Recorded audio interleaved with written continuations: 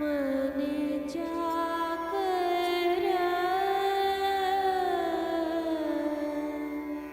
राखो जी,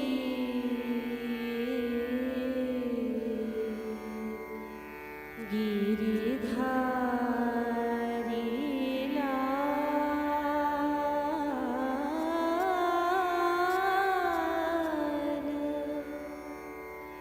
मन जाकर राखो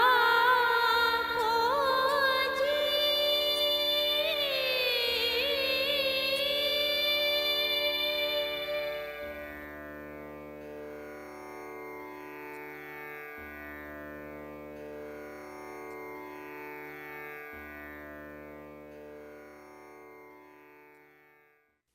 This is episode 52. Om Namo Bhagavate Vasudevaya. Om Shanti Shanti Shanti. Hari Om Tat Sat. Shri Krishna is advising Arjuna, as we noted in the last discourse, slok 39, that our knowledge, our peace,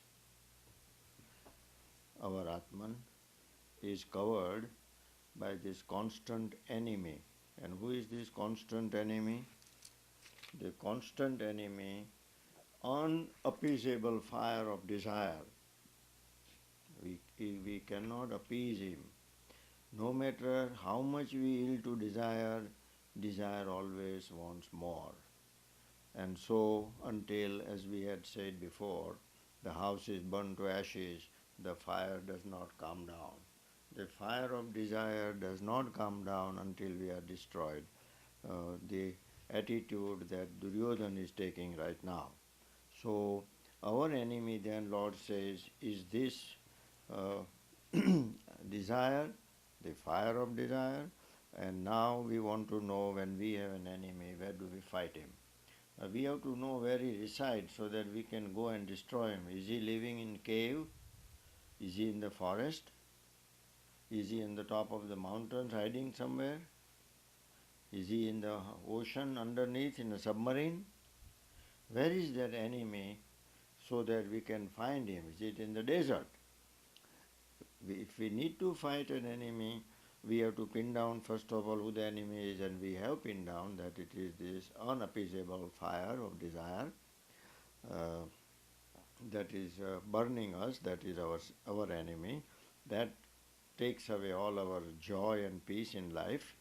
So, Lord says, where the enemy is, He says, Indriyani mana buddhi yasya adhisthanam uchyate etai vimoyati esha jnanam avrutya dehinam. Slok 40, He says that this desire, this lust, this enemy, he resides in us. We are looking for outside, but he is residing in our senses, in our mind, in our intellect.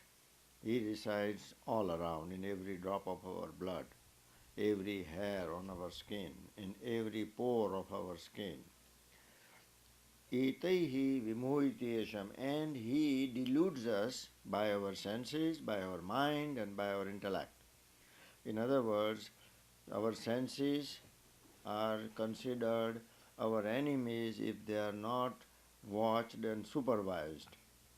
So the five senses, the eyes, the ears, the nose, skin, tongue, all these senses and the organs of the senses are the home of this enemy desire. Desire enters through the senses, through these holes that we have in our head and in our body. The mind is also colored by this enemy, so we cannot meditate peacefully. Mind is under the control of the desire. Desire has taken over the mind and also our discriminative faculty. So we don't know how to choose right.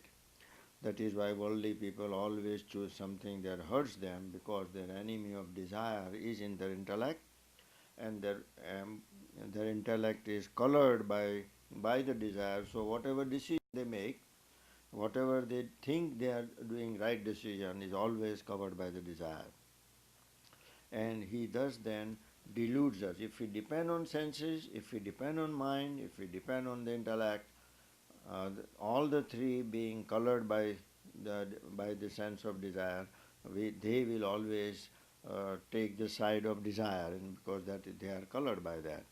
So he says that a wise man's wisdom is covered by the desire, and desire resides in all the three, five senses, the mind and intellect. The group of three, the senses, the mind, and the intellect. This is our inner organ. This is what functions within us. Outside body is only like a body of a car, but inside is the engine and other aspects which are really running the car, and including the gas. Similarly, the senses, mind, and intellect are the inner organ. They are already colored by the desire, and they motivate the body and actions that we perform. So, Lord says that this enemy is everywhere within us.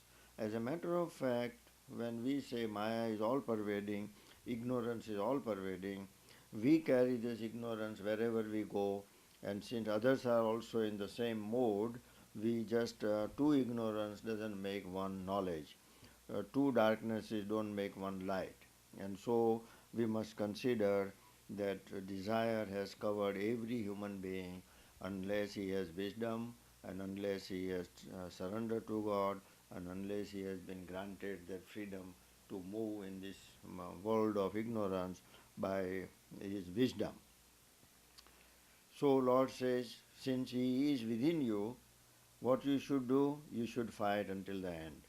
तस्मात् त्वम् इन्द्रियाणि आदौ नियम्य भरतर्षभ पाप्मानं प्रजहीहि एनं ज्ञानविज्ञाननाशनम्. Therefore, what should you do? Well, if you know the enemy, if you know where he is, now there is nothing else remaining but to prepare ourselves and fight.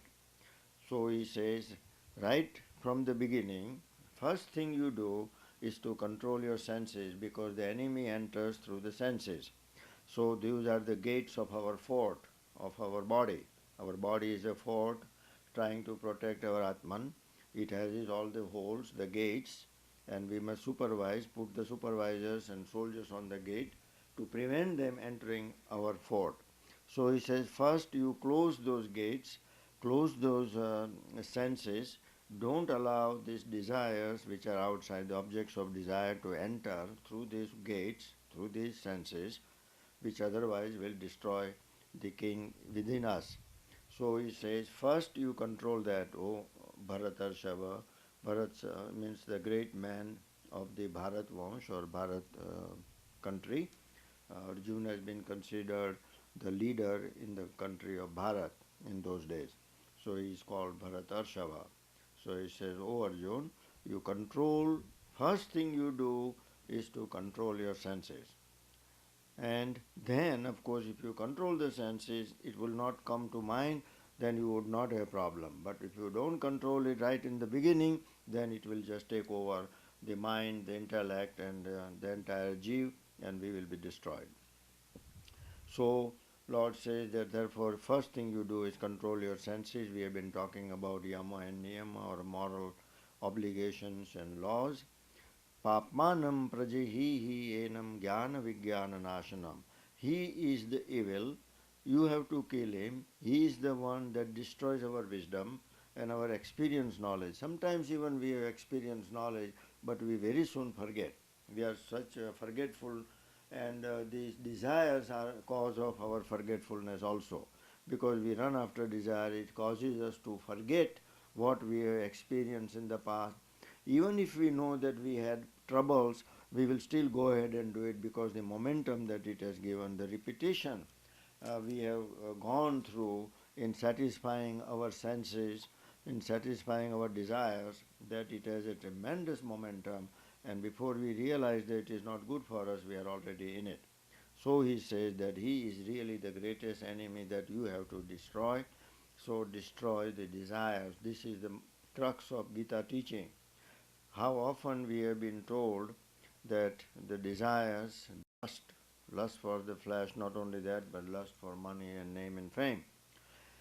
All these three goes together. And therefore Lord says you will have to start with the desire, start with the senses, and those are our enemies, and those are the holes through which he enters. You will have to fight accordingly.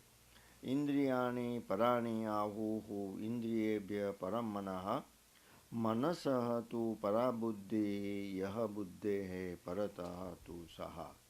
Now Lord is explaining to us the power of each one of these senses that we have got, five senses, then the mind, and then the another sense which is power of intellect or discrimination. All these three and Atman, and what is their place? How are they ordered, and what is the order in our body? Then he says the senses are the lowest. They are the first one that try to entice us. So, senses are, of course, lower than the mind. Mind is more powerful than the senses, and the intellect is more powerful than the mind. And of course, as we go inner, they are more subtle. We don't see the mind, we don't see the intellect. We see the senses, we don't even see the senses. All we see is the organs actually. So the order is therefore from the objects of desires into senses, into mind, and then mind is ruled by buddhi. So senses are ruled by the mind is ruled by the intellect, and that is the discriminative faculty, the choices that we make, and buddhi is ruled, of course, by somebody that is here says superior to buddhi is he, and that is Atman or God who is residing within us. I think there is a question about the subject we are talking about. What is the difference between mind and buddhi? Or what is buddhi is also a question. Mind, what is the question is what is the difference between mind and the intellect, or what are the functions? Mind, of course, when we see an object of desire, a beautiful girl or a car or what a food or a place, the mind just decides without thinking whether it is for good for us or not. Because of the past experience, we just run after that object of desire. That is what we call sankalpa or ichha in our language, and that means we just want it. That's all. We did not think whether it's right or wrong, or whether it's good or bad, what happened in the past. So the faculty, after the mind decides to run after it, the object of desire, the other faculty, which is buddhi or intellect, comes into the place and says, wait a minute, you want to run after this object of desire. You have decided it without thought because of the momentum of the past, what we call sanskar. It's like drinking beer. You've been drinking beer all your life, then you will just go ahead and drink it, even though it is hurting. And the mind, intellect will tell, wait a minute, hey, it's about time you stop and think. See how much pain you are going through, how many organs you have hurt, how much medicine you have to take. All this discriminative thing, trying to examine the good and bad aspect of our object of desire is called intellect or buddhi. So buddhi then comes in the role to make a decision whether we want it or not. It's like children. Children say, I want a candy. Well, the children, supposing the child is sick, it has fever, but he still wants chocolate because he's used to that thing. Now mother is like an intellect. She will say, wait a minute, you don't have intellect, you don't know how to discriminate. All you know is you want chocolate without thinking, even though you are suffering. So then mother decides for the child whether it's good or not. Similarly, then buddhi or intellect is our mother. It tells us, provided of course we have trained it properly, it tells us whether it is good for us or whether it is bad. It will remind us of our past experience, that what happened when we did the same thing last time and in the last life, and then of course we will try to make the decision. The buddhi does not make the decision. Buddhi simply tells you what is right and wrong. So we have the desire, then we have to figure out whether it's a right desire or a wrong desire, and then our sanskar, and with the help of God as we advance we will make the right decision. But buddhi simply tells us what is right and wrong, the decision is still within us and deeper within us, whatever we call jiva. And if we are pure, the Atman will help us also. In other words, if we have performed good actions or if we have been pure, then that will come into play, the purity of heart, as I call it, and that purity of heart will help us to decide whether it is right or wrong. Buddhi only says this is that, but what to choose goes to the heart, and heart, of course, will decide depending upon what it has been trained. So we have been then told here the order, the ladder. We start with the object of desires. Object of desires are all around. God has made them around us. 5 elements, and the combination of all these things, as we have said already, music, beauty, dancing, all these are objects of desires, whether they are represented by some person or music, whatever it is that attracts us, that attracts our mind, and we later on find out that it did not give us the joy or pleasure we wanted. It was temporary, it gave us more pain than joy, and then we wonder whether that is what we really wanted. Same thing in life with everything else. These are the experiences we go through, and the experience is what we are here for. The life is here for experience. The body, the senses, the mind, the intellect, and the Atman, all these things are given to us to experience, use this car, this vehicle to fulfill our journey. And our journey is, as we often said, is self-realization.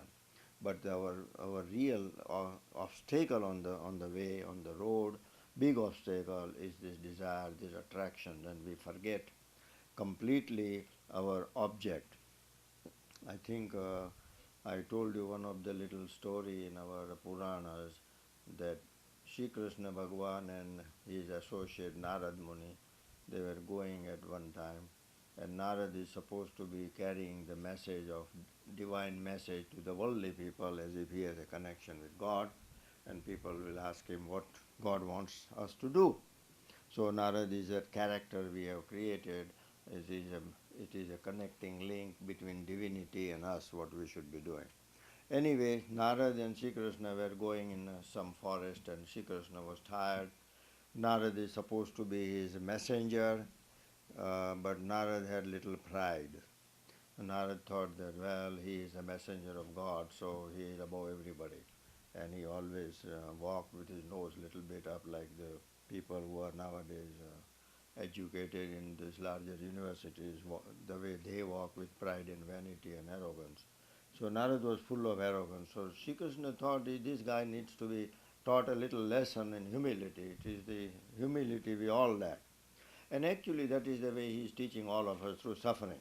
So, like a collapse of our economy or collapse of our house or divorces and suffering and all diseases, all these things, Lord reminds us to make us humble. There's only one purpose, to make us humble. Now what happened? This Narad was full of pride, so Sri Krishna, of course, said, well, I'm very tired. I sit down under this tree, it's so hot. I am thirsty. Please bring me water. So Narad said, well, I have got wonderful opportunity to serve the Lord. Here I am again. Lord depends on me. He can't even have water without me. So he started thinking about it and says, okay, I got a chance. I got my upper hand. He always think in pride. So Lord says, I need water. So Narad says, where do I go? Well, go around some place. You will find water somewhere. There might be a well. So he goes around and he finds a well. And near the well, of course, in our ancient time, women always went to well to fetch water. That was one of the tasks of the ladies. So there were ladies fetching water, and there was one beautiful girl, and here Narad goes, he wants water, but he saw this beautiful girl and he fell in love with him. Well, this object of desire, so as soon as he saw her, he forgot what he had come here for. Just like we have forgotten what we have come here for in this world. Exactly that is what we are all Naradas. God has sent us to do some function or perform something which is love, that God wants us that you guys go and enjoy life and do this and that. But we saw beautiful women and beautiful cars and BMWs, and we forgot why we are here, like children. So anyway, So Narad is just saw this girl, he fell in love, he just got married. You know how time passes by, years gone by. He had several children, and all of a sudden, someday he's getting old. He realized, oh, I was supposed to fetch water for my Lord who is thirsty. And then he suddenly realized and left everybody and went to Lord Sri Krishna, who was still waiting. It was a split second as far as he was concerned. He smiled at him and said, Narad, how come it took so long? And Narad was ashamed. He looked down. He didn't have to say anything. And then Lord says, you are too much full of pride, and you found out where you stand in the presence of that girl. So try to be humble, and this is the lesson we all need to learn, that in a split second, all our wisdom will be wiped out. And imagine the Narad who is always in the company of gods and divinity. If he can be wiped out, imagine we guys who have no contact with gods or wisdom. We are in so much of our own pride and vanity that we don't have even guidance to tell us whether we are foolish. And as one of the saints says, that to one of the disciples, that unless you are entirely stupid, you might be able to grasp something. And when he said entirely stupid, he really means it, that most of us are entirely stupid and nothing gets into our mind. We are just more proud than even Narad. Uddhav had the same problem.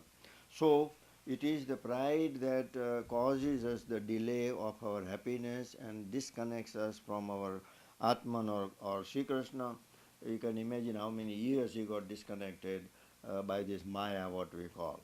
So this is really happening to all of us in one form or the other. Somebody runs after money, some after degrees, some after power, some after religious followers, after temples. All this is like that beautiful girl that Narad saw, and these guys are all wrapped up into that and forgot what they had come here to what top job they had come here to perform.